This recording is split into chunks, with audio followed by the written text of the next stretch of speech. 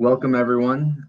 So myself, Jason Norat, Buyan, and Abe will be running through the manufacturing cloud demonstration as well as best practices and implementation. So I'm going to again bring up the next slide. A little bit about myself.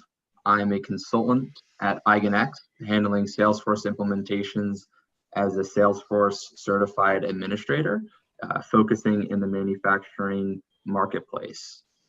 Buyan? Good evening, everybody. My name is Buyan Thiagarajan. I'm a Salesforce MVP, marketing automation champion. I currently head the Salesforce practice for Eigen. We do a lot of work on higher ed, manufacturing, and financial services. Over to you, Abhay. Thanks, Buyan. Good evening, everyone. This is Abhay Gupta. I'm a Salesforce consultant at Eigen, certified developer, and good hand-on experience in Salesforce integration. And I'm here to walk through some admin and best practices in manufacturing cloud, along with that, like some use cases and what product you need to prefer in market, like manufacturing cloud. Hand over to Jason. All right. Well, thanks everyone for joining, and thanks Buyan and Abe for delving in a little bit about yourselves. So the agenda of what we're going to cover today, the first and foremost is what is manufacturing cloud and why would we use this as opposed to using our current Salesforce organizations. The terminology that you may hear throughout our demonstration. So we're going to run through a few key terms that we find very helpful when going through this. We're going to go through the demonstration itself as a sales representative, as a sales manager, and as a Salesforce administrator in that order. And we're going to focus in on one of the key objects inside of manufacturing cloud, which is sales agreement, which we'll talk a little bit more about in just a few minutes, and leveraging account-based forecasting. So this is something that's definitely unique to manufacturing cloud as we talk about run rates and new business and when to leverage opportunities and when to leverage sales agreements. And then Buyan, our MVP for Salesforce, is going to be talking about best practices when implementing, highlighting integration, and just some things to consider. And then we'll talk at the very end and have a little bit of time for some questions and anything that's just outstanding. All right, so what is manufacturing cloud and why should we use it for our organization? So this as a whole helps align the sales and operation teams much, much better than some of the other organizations that use just Salesforce and leverage opportunities for every single piece of business that they actually bring on board. So instead of using opportunities for that, we could start using sales agreement. And what that will allow us to do is use the run rate business and manage everything through the sales agreements. We can easily capture volume and revenue for the accounts, and we can just track account performance from inception to renewal. So we'll talk a little bit more about that in just a moment. And some of the key terms that you'll hear Abe, Buyan, and myself use throughout today is sales agreement, which I've already touched on just a little bit. This will allow the users to plan their sales and operations much more efficiently, and they can track transactions, profits, and revenue margins and make that more predictable. And we will use this for run rate business. So run rate business is bringing on any additional business for an existing customer. So if you've got customer A and they are continuing to create new orders and order more products from your organization, we're going to start using the sales agreement object to track that run rate business. Any new business may be a different spin-off of that company who we're trying to track a little bit different, and it's a new business group. We may use the new business side of things, which is more inclined to use opportunities within Salesforce. Then we can use the account-based forecasting tool, which will then allow us to look at company A or whatever company we may be looking at and take a look at that and say, okay, if we planned for 5,000 products to be sold within 2021, what does this look like versus the actuals? What does this look like from a sales agreement standpoint, and just tracking at a higher level so that way management gets a better feel for what's actually going on for the operational side of things and the sales side of things. Booyan, care to elaborate just a little bit more? Okay, thank you, Jason. So as I'm aware that most of the folks who are watching this presentation might be admins or developers or even architects. One of the key things as Jason was talking about is, why manufacturing cloud, right? And as you know, from a Salesforce strategy standpoint, Salesforce is moving more industry focused. And one of the products, if you are working for a manufacturer or if you want to do more work for manufacturing companies, is manufacturing cloud. Now, before this, Salesforce never had a standard product. And so what happened was most of the manufacturers, ended up using accounts, contacts, and opportunities for everything. Now, there is a separate line of business for manufacturers, which is called run rate business.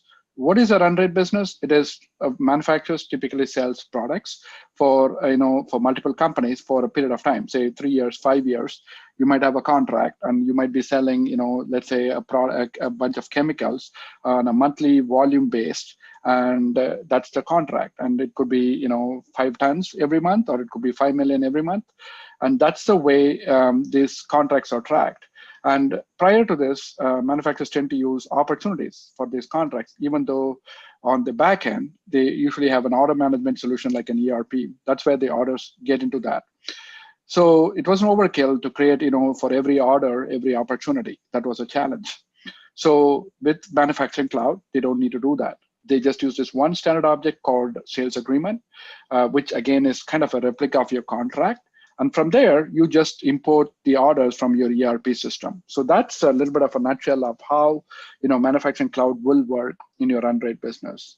If you can move to the next slide, Jason. And again, this slide is a typical on a business process for manufacturers. As you can see, from manufacturers, when they start from a lead to a prospect and to the end life cycle, where this manufacturing cloud fits in from a business process standpoint is really on the contract to order. So you sell to a company, you have a contract for 3 to 5 years. And after the contract is signed, you now have to start shipping those products monthly. And so that's where it's typically sales and sales operations. One of the pain points for salespeople really is to track, how am I doing on a month-to-month level, because they don't go to the ERP system. And sometimes manufacturers also use another system for doing forecasting. So the easiest way for Salesforce makes it happen for manufacturing cloud is now once you get your orders in, your sales agreement in, you could quickly track how your orders are doing, how your contract is doing on a month-to-month and year-to-year. And with this COVID-19 scenario, you could do some upsells, which will really help to increase the sales. If you can go to the next slide, Jason. Okay, again, the value, the business, the reason on using manufacturing cloud. One, you could track your revenues more better because of your full run rate business. Secondly, you could also see which products to upsell, which increase sales. And secondly, the other thing is also your supply chains, which are really disrupted now. There are some products which are on demand now, like COVID scenario, PPP equipment and all that. A lot of manufacturers are pivoting towards those products. And for that, they need to make, contract with the suppliers, order parts ahead. So it helps them to manage the inventory and also kind of make the business itself, agile to make this happen. If you can go to the next slide, Jason. Now I'll turn it over to Jason to kind of do a demo. Go ahead, Jason. And once I'm bringing this screen over, everyone should be able to see a manufacturing cloud sandbox environment. So what we hope to achieve with this demonstration should be as a sales representative, as a sales manager, and as a Salesforce admin. Those are the roles that we're taking as this. And we will start as John Smith, who is a sales representative who wants to take a deeper dive into one of his accounts in particular. and take a look at what's been going on inside of the run rate business, as their company has just started using sales agreements. And what we'd like to do, and this is something that as an administrator, Abe will touch on later on in this demonstration, we can talk about setting up page layouts, list views, and things of that nature. So again, as John Smith is now navigated to the list view that's called Apex Hours Account Demo, he wants to take a look at a specific account, demo number 7, and he wants to see, okay, so he is actually the account owner of this, which is great, and it's going to allow him to then look into the relate section as well as some of these other tabs, which we'll touch on in a minute, and his manager is actually going to take a look at. So John says, okay, I see that there's one sales agreement that has a start date of the 1st of this past year. So it's in draft status. So he knows from what his business has told him that no orders have actually been placed against that sales agreement. And he says, okay, maybe there was some oversight here. So he takes a look and clicks into the sales agreement. So this new object that's in Manufacturing Cloud, and he says, okay, account 7 has this one sales agreement that's also called account 7 sales agreement purchases. And it looks like there's a planned quantity for 2020 for 600 products of the Panasonic 002. But he realizes that there's no actual quantity related to any of those throughout all of 2020. And he clicked on the show all schedules because that's all he has access to right now. And he says, okay, well, let me talk back to the business from the operations side of things. He hears back from them, and they've told him there was an order that was started, but unfortunately, no one was able to put it into the Salesforce system. So he takes a look in the related section and says, okay, I can see that there's a product, the Panasonic 2. I see that the sales price is $3,000 and the initial total quantity, which is the planned amount for 2020 that was entered at the beginning of the year, was 600 with a 5% discount percentage. And you're going to see this discount percentage come into play in just a few moments. So he says, okay, well, this is still in draft status. I'm going to change this into the approved status, which will then allow me to start tagging orders. And one thing to take into account is the fact that since the start date was January 1st, 2020, and it was every month they would like to see, and the schedule count is 12. That means we're going to look at the tabs inside of that agreement terms tab up here, and it's going to be one record for each month. So once I click approve and hit save, I now can click on agreement terms. There's now a recalculate actuals button, because once I tie this to an order, then we're going to be able to track planned versus actual amounts. So once I create this new order, I've already gotten permission from the operations team to go ahead and do this and tie this to the same account that we were looking at beforehand. I then clicked on this. I said, okay, this is good enough for me. There was an order actually in November coming from, it was placed on November 1st, 2020. And once I've done that, I can click save. It creates that new order. I then go in, and again, I've gotten all my information from the operations team as John. And I said, okay, there's no order amounts, and I can see that I need to add, it's in the draft status, and I need to add a product. And we talked about Panasonic 002. So what I'm going to do here is check that off, hit the next button. And there was an order, the operations team has told me that there were 50 units of, or the quantity was 50.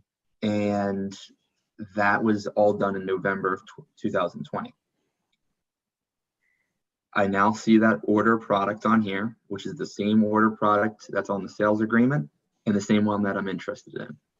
I can now mark this order as complete, just like we're retroactively post-dating this. And then I'm going to go back to the details. I'm going to click on that sales agreement. That's the one I'm interested in, seeing the variance, and my manager's interested in seeing the variance between the two. And then this is kind of, you know, where as I switch the role as a manager, and now I am Rob, and I am very curious to see, after what John's done, what the actuals are compared to the planned quantity. If I click on this recalculate actuals now, and I click on past and current schedules, because John was the one who actually made those edits. So he made them for November of 2020. And we know that the sales agreement started in January of 2020 and is supposed to go for the entirety of the year. Once I click on recalculate actuals, I'll notice that there's a notification at the top right that will let me know when everything is complete. As you can see, this will happen for any of the edits that we make within the account terms tab. Once I hit refresh, we now can see that the actual quantity changed, and I can see that in November 2020, which is when I started the order date, that there were 50 units that were actually ordered. Now, if I do the show across all schedules, you'll notice that, okay, because there's no orders for each of these months, and one of, you know, these are one of 12, that 50 is only showing up in November, and that's good enough for us to start doing some analysis, especially as Rob as the manager.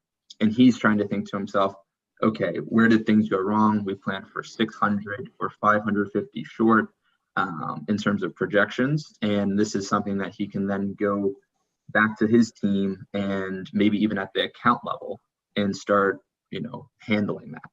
He can also do a mass update if he thinks that, okay, that product is a little bit, you know, we gave a 5% discount on that product. We could actually increase that by 5% just for that particular product. So let's go 10% just to make it a little bit easier. And he says, okay, I just want it for Panasonic 002. In some situations, some of our other sales agreements may have 2 to 3 products. So we do have that option up here. And once I click use as a percentage, hit save, I can then do the same refresh on this. And you'll notice that that number changed, that planned amount price changed. The quantity didn't change because I'm just touching the actual percentage off.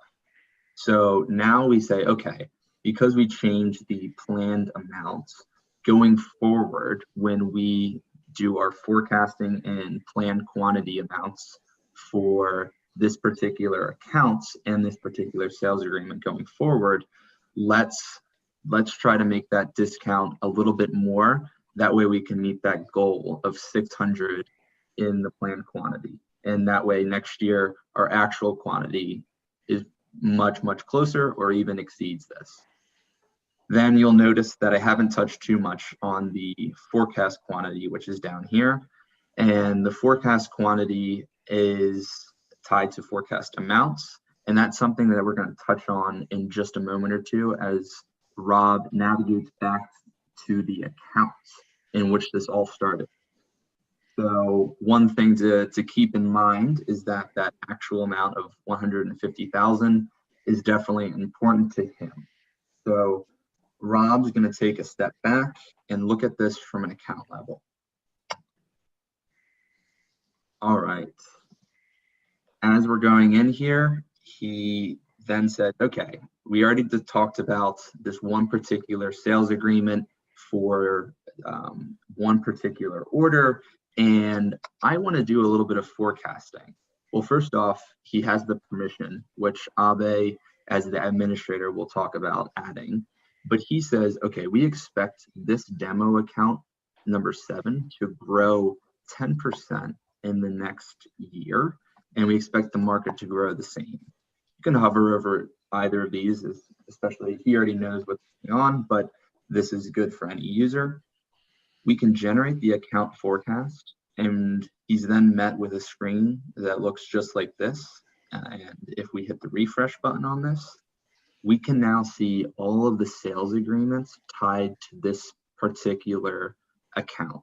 So a very high level of what's going on with demo 7. Now, in this particular instance, I've only had one sales agreement thus far. So if I were to go back and add, which he's going to do in just a moment, because there was another account or another sales agreement rather that needs to be added. And it's something that John, as the sales representative, didn't have enough information at the time to add, but now he's taking a look at that. And before we do that, he does want to do one other thing. He wants to take a look at the growth, and he wants to make a change to that. So we can actually change that right within the tool. So that 10%, we said it's inaccurate. We can just click show growth. We can do a mass update. So that forecasted quantity, we can change, we can increase it, we can decrease it or replace it. So he can even do this. He can even add a value for the forecasted quantity and change it. So if we take a look at this, how forecasted quantity is 0 here, and I do a mass update, and I replace that with 700. And we're doing this for all products, but in particular, we can just do it for this. I can do that, and then I can recalculate. We get the notification up here, and now we've got our forecasted quantity out for each of the months going forward for the next year. And this is something that, if you hover over and you want to revert back, we can absolutely do that. And especially in this case, Rob says, okay, well, I'm talking about 2021, but December is not really accurate, even though it technically is 12 months out. So I say, okay, let's just reset this. And once I do that, I've changed it back to 0 because that's more realistic for December 2020, since there's no orders for this particular sales agreement. And then he's got his updated. Then as I navigate to the relate section, and as we mentioned, there was one more sales agreement that I actually need to take to retroactively push into the system. So he says, okay, we're still in the draft mode. I'm adding a sales agreement from the account object in that particular record. So there's not too much going on here. And I say, okay, sales agreement demo 15, and this is purchases to make it a little bit more realistic. And I want to do this for 2018.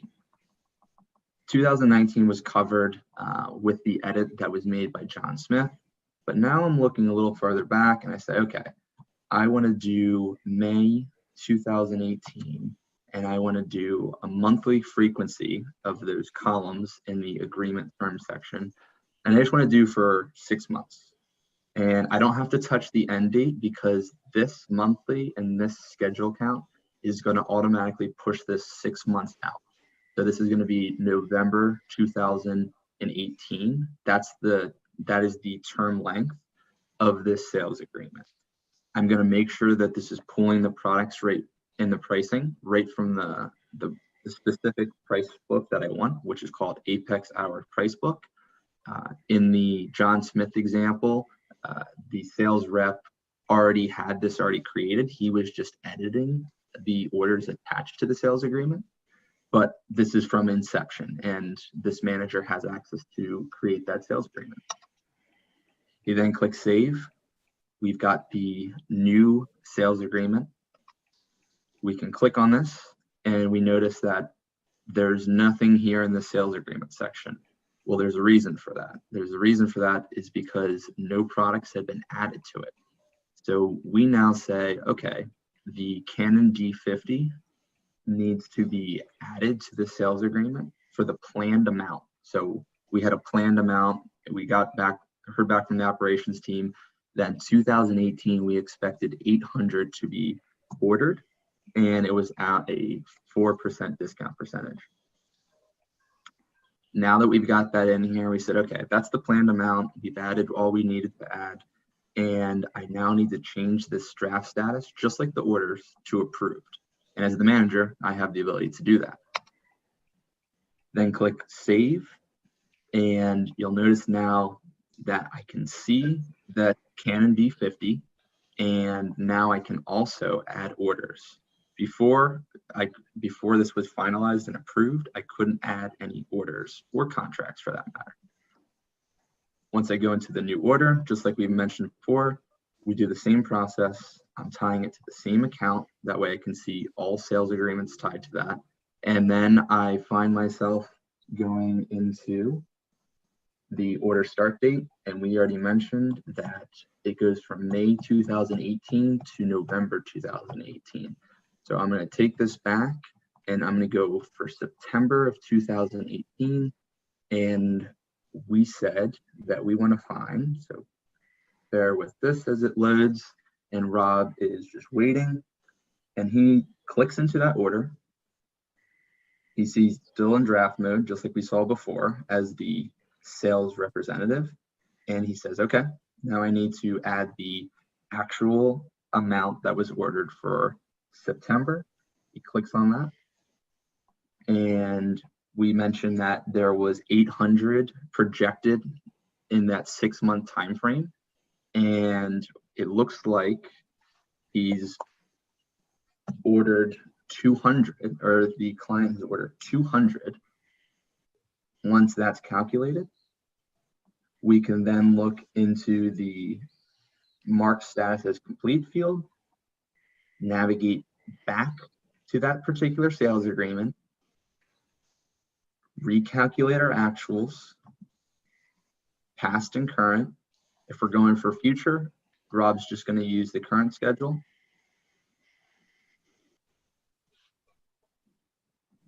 We're going to see that take effect. We're going to look to see September. We see 200 were sold in September. And then we're going to navigate back to our account. You can either go back to the details page, or you can just navigate up here. And Rob can now see 2 sales agreements tied to this particular account. And he can now update any of the forecasts that he needs to by adding products here or simply recalculating. And this is basically everything Rob needs to do to demonstrate that he's taken a look at the variances. He's now forecasting out for 2021. He has all the information he needs for this particular account of his for 2018 and 2019. And he has a pretty good idea of what they're ordering, how much of it they're ordering, how much our projections have been off for the last 2 years, and what that looks like going forward. And he almost doesn't have to even leave, click on any tabs up here. He just navigates all directly through the account object. And if he has Einstein Analytics and any of the other add-ons that Abe is going to talk about in just a few moments, then he could do some reporting, some dashboards, and some more complicated forecasting related to that. Before I hand it over to Abe, I do want to show you what this looks like for an account. So now breaking the character of Rob, and we just want to see what this looks like for account number 3. And we want to specifically look at one of the sales agreements tied to this. We were only editing orders that had 1 order out of the 6 months or the entire year. And to make it a bit more realistic, if I click on all schedules, you'll notice that we've got our actual total for the duration of this sales agreement, which is for a complete year of 2020.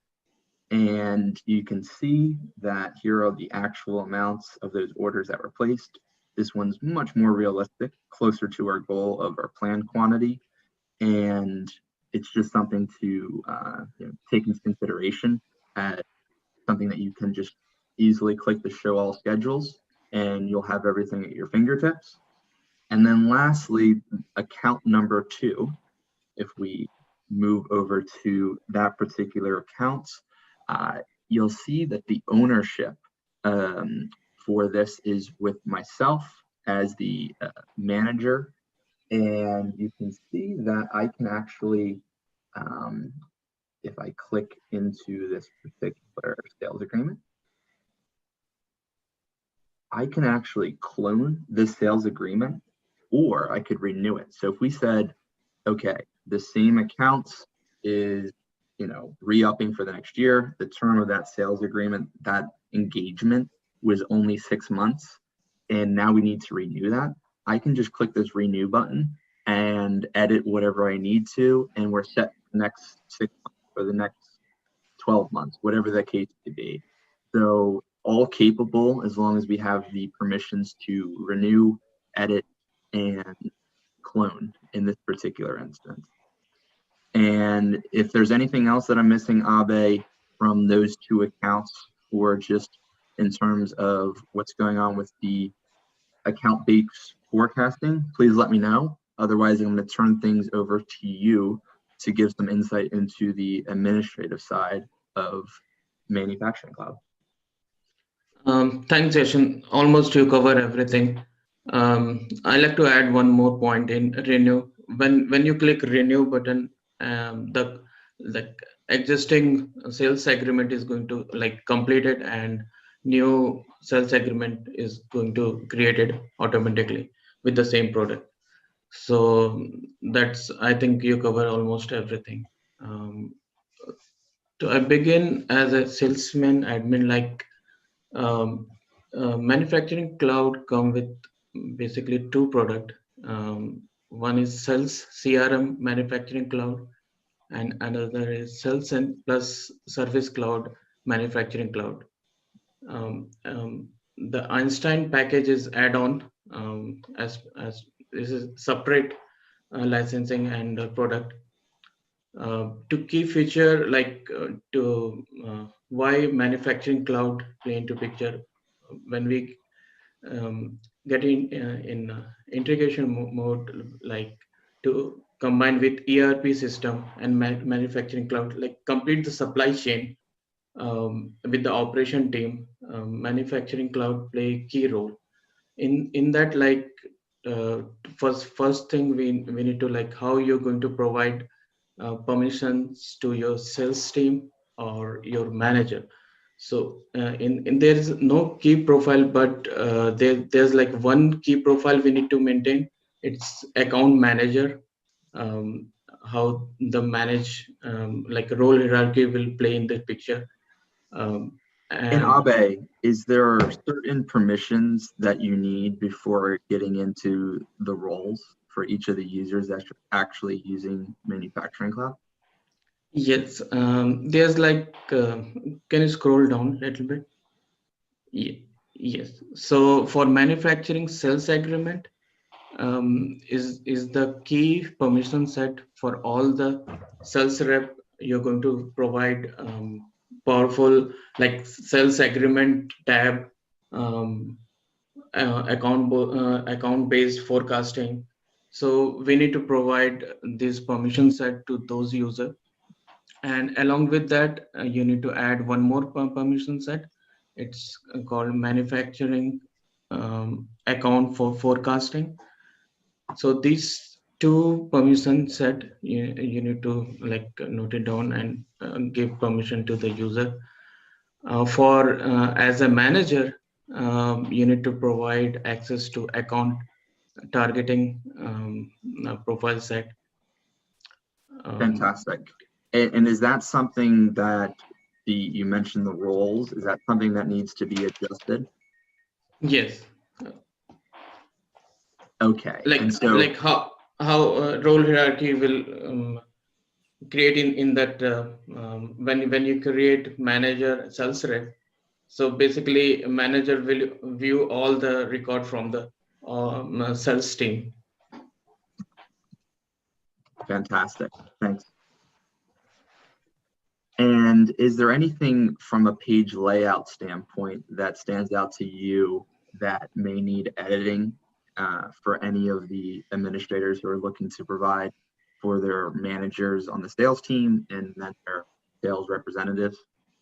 Before to page layout, like to add one more point, and this whole manufacturing cloud will work only in Lightning.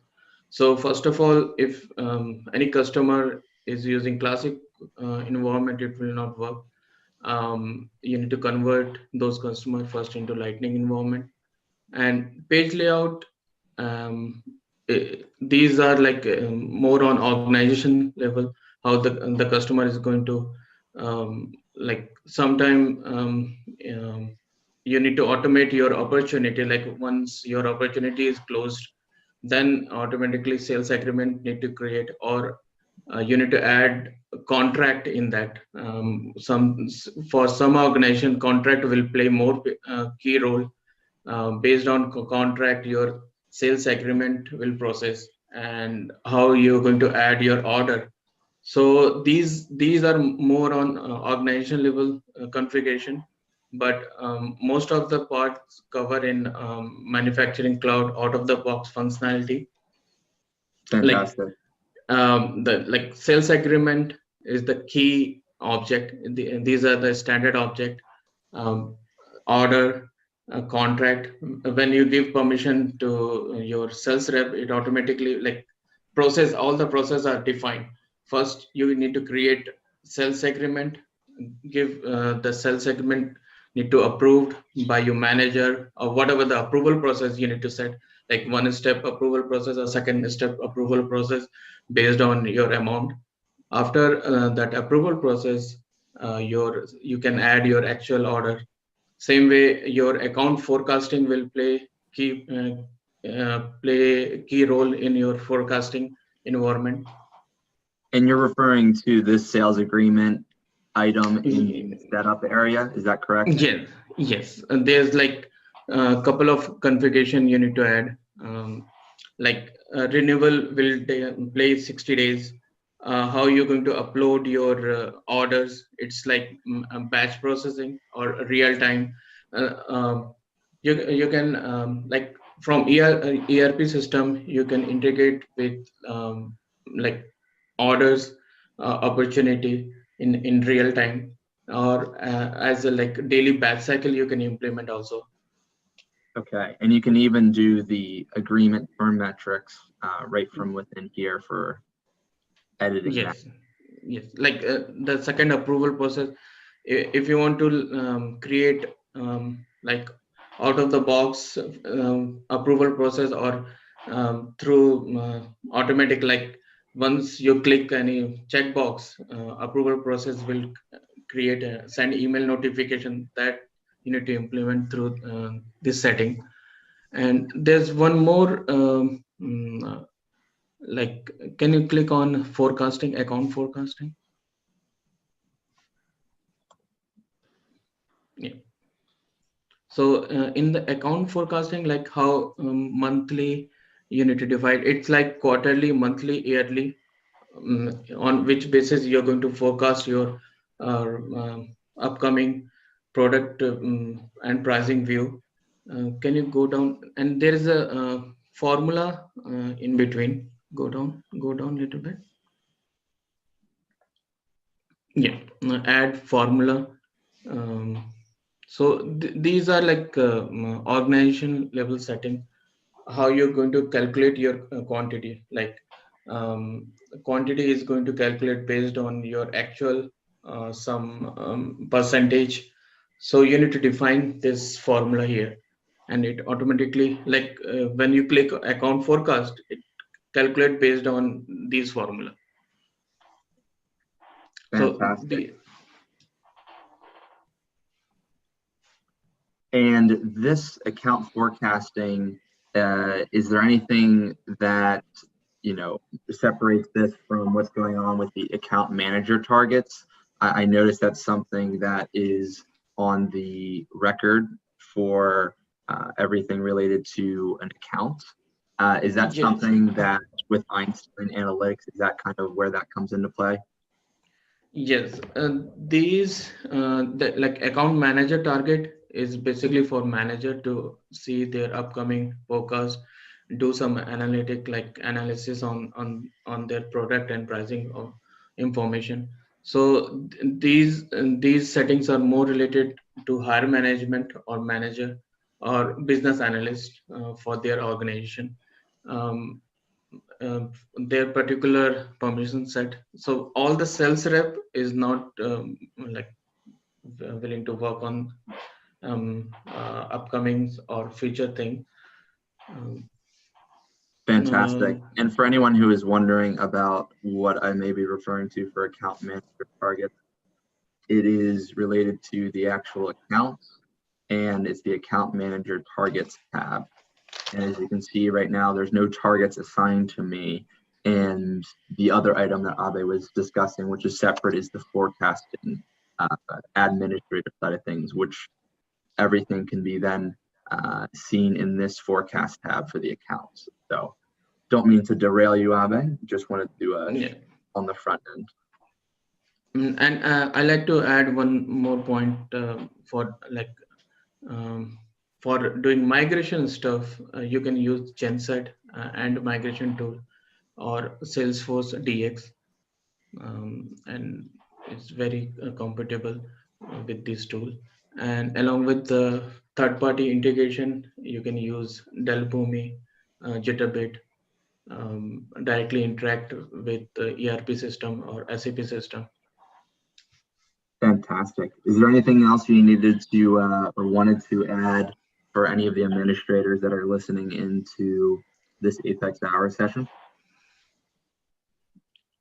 I think we almost cover everything. I would agree with that.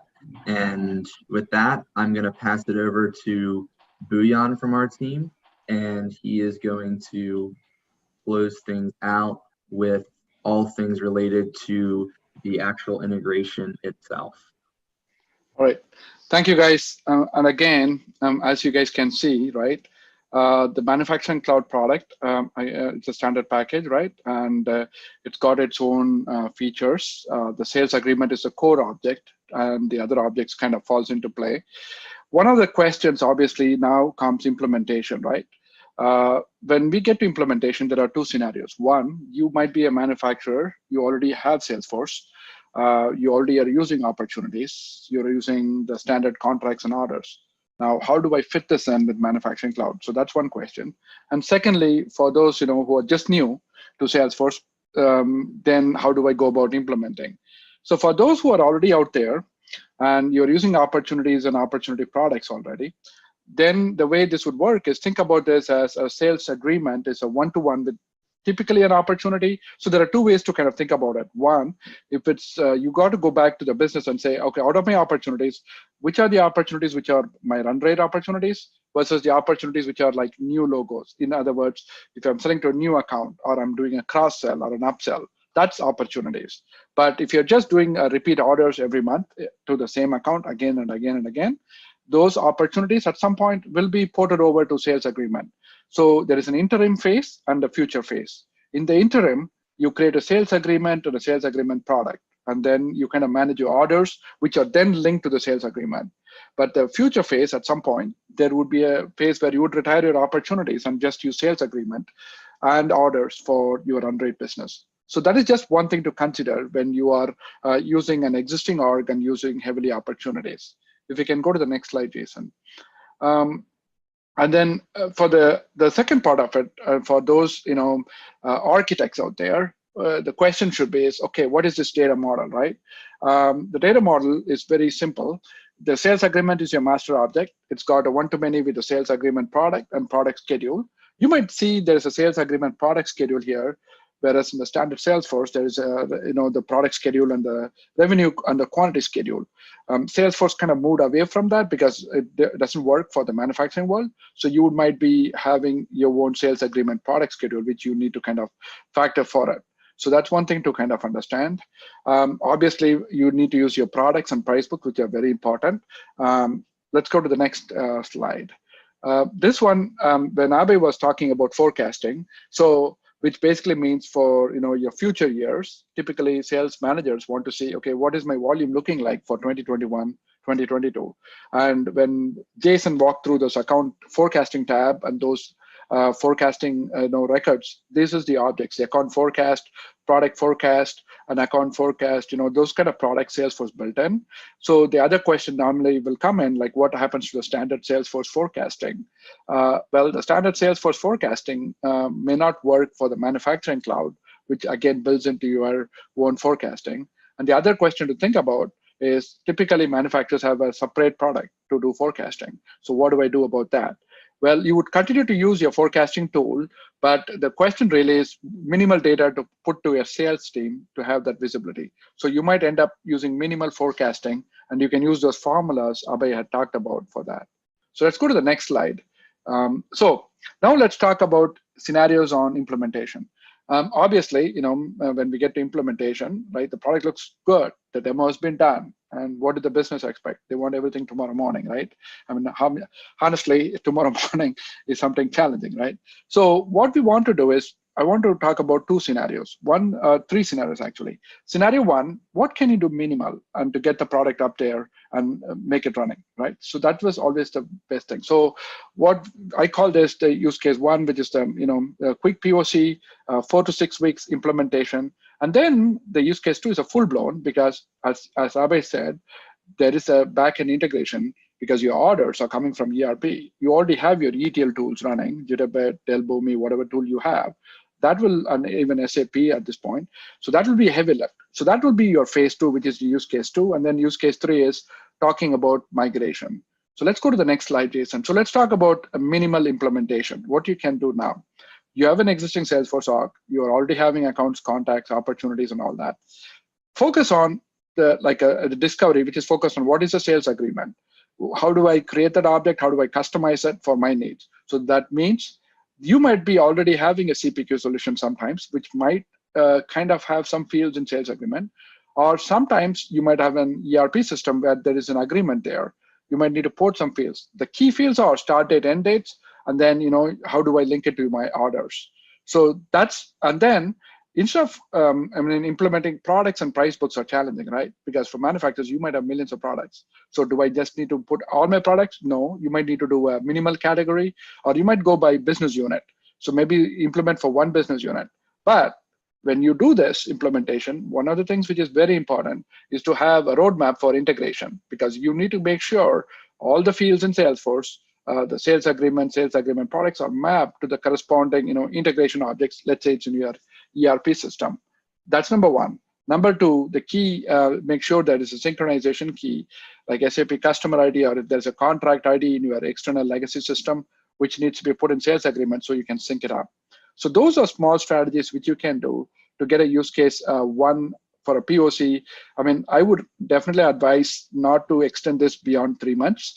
Minimal integration changes, mostly on sales agreement. Start with minimal products which are most viable, and then keep it, again, Salesforce and the products.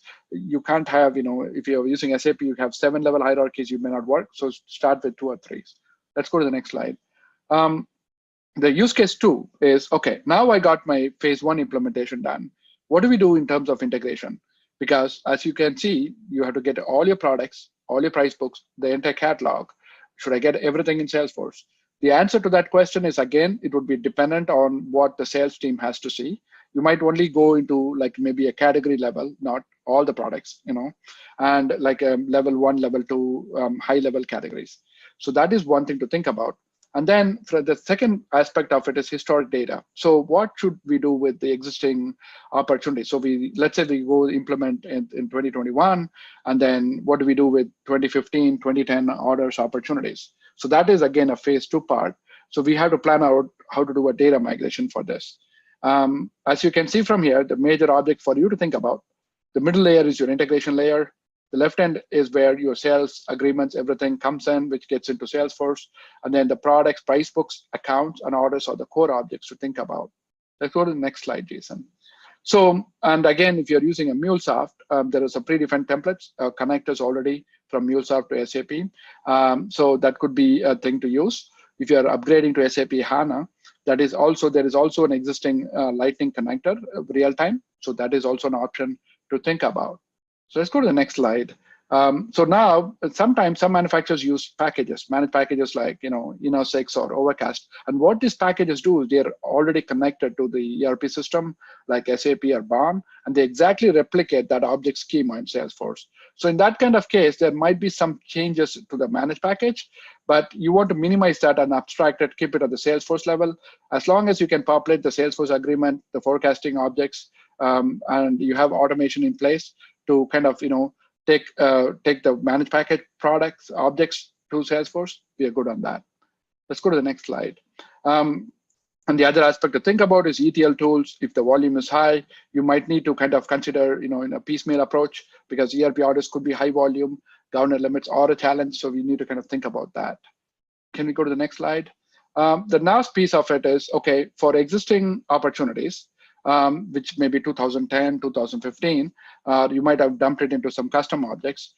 You might have to recreate the sales agreements from that. So what that means is a data mapping exercise where you might have to go and map all the existing objects and fields what you use to the corresponding sales agreement, recreate the sales agreement products, and then link them back up again. So this would be like a use case 3 where this would be a data migration.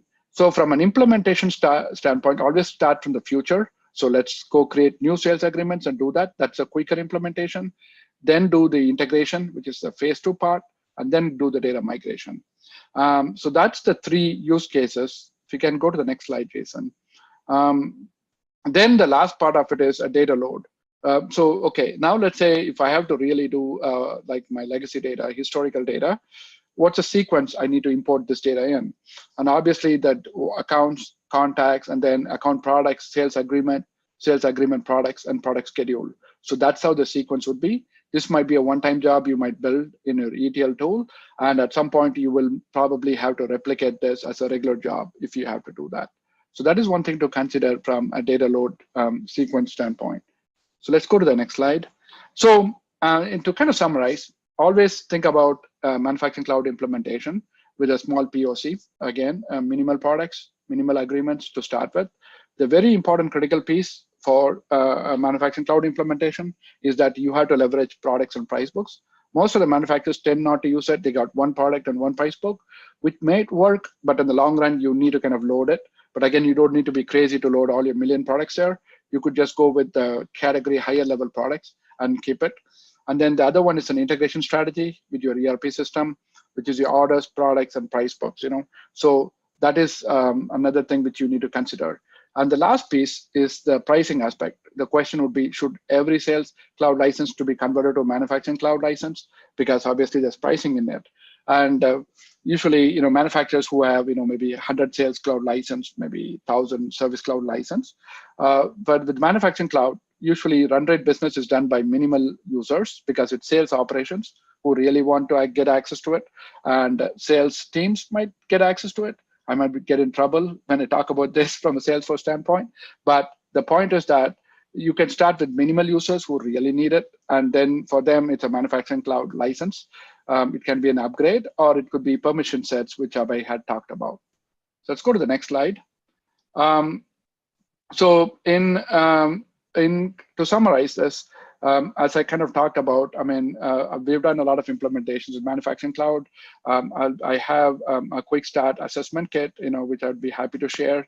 I have also a blog which talks about best practices as well. This is my blog a little bit. And then can we go to the next slide? I talk about the key features, and then this assessment kit would help you to do some impact analysis on this.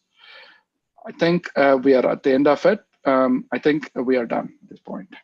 Yep, absolutely. And this is Jason again, and I wanted to take this time to answer, any questions and outstanding items that we may not have covered as thoroughly. Thank you. That's really great demo. And so there was one question, like once you go to the sales agreement, there was some calculation schemes and everything was there. So that all were out of the box from the manufacturing cloud, or like there is some customization we did. Can you go back to the same scan if you don't mind? Absolutely. And to answer that question, that is out of the box. There is customization that you can add to it, but for what we went through in the actual demo, there was no customization other than the manual edits that I made to that particular sales agreement. And Right. if I go back to that particular sales agreement that you may be referring to, there was these recalculations and these buttons and actions are actually inherently built into Manufacturing Cloud. And that's why when I click on the recalculate actuals, I give it just a moment, refresh the agreement terms, and then I'm off and running. And that Right. is out of the box. So Right. like this, on this particular page, we have a mass update. If we want to hide this button, so that's a configurable, or what is that? So those, Fine. Go ahead. right. So those are like Lightning components at this point, Amit. So we can customize certain actions. Again, these are quick actions, which kind of show up as buttons. So there are certain pieces which are configurable. And then just to kind of summarize that question, so these metrics which Jason is talking about, these are standard metrics. And Abe talked about a formula, right? So if some manufacturers might have their own custom metrics. So what you can do is, if you have your custom metrics, you can create a formula. Again, it's kind of like a formula field, point and click, and you could do those calculations too. So that's another way to think about it. Amit. I got it. And apart from that, like initially I was having a doubt for data structure, but that you already showed, like what is the data model we have. So pretty much that's it from my side. Hey, Amit, I like to add, sorry, Bhuvan, sorry to interrupt. Right. Like these buttons are driven through permission set, like recalculate actuals are more for a manager, like when we give this permission to any user based on this permission set, then you can play around with this permission and get to know which button get access to say manager, which button get access for sales rep. Okay. Perfect. And just one more question, like there is any open documentation or something is available for anyone like who want to learn about this? And the second question, if I want to learn Marketing Cloud, is that Marketing Cloud sandbox is available free of cost or only available to the partner or customers? Great question. So there are trailheads, Amit, for Manufacturing Cloud, where you could get access to it. But at this point, I think the access to a sandbox or a dev environment is very limited because this product has just been 2 years now in existence. The best way to kind of reach out is go through the partner portal. If you're a partner, you can get access to the whole dev environment, which we showed. But if you're a customer, obviously you need to talk to your account rep to get some kind of a license. I mean, they will do some kind of upgrade for a small period of time. Obviously, the account rep would be the right person to answer it. But there is plenty of trailheads now with Manufacturing Cloud itself. And you would also notice like summer, spring, winter 21 release, they also go through the same release schedule. And they have Manufacturing Cloud as a separate section now in your release notes as well.